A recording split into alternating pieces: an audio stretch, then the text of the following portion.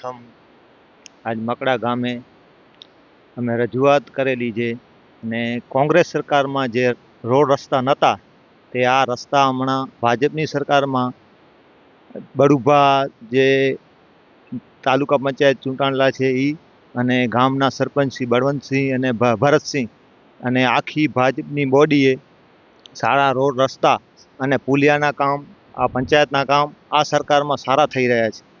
સૌપ્રથમ તો આ સરકારે આવતા રોડ રસ્તા, આરોગ્યની સુવિધા અને આ બધી સરખા પાણીની સુવિધા એ પણ કરી છે.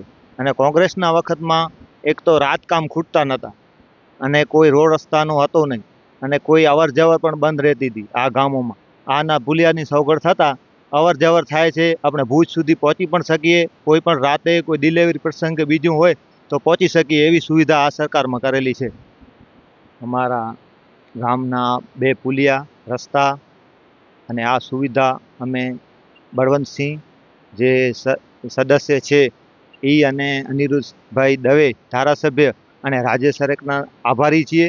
અને આ બધા આવા રસ્તાઓ બીજા કામ અમારા કર્યા છે.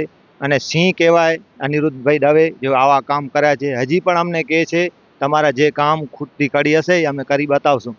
એવા કામ આ ભાજપ સરકારમાં થયેલા છે. એમનો અમે રાજ્ય સરકારની, કેન્દ્ર સરકારની, મોદી સરકારની આભાર કરીએ છીએ.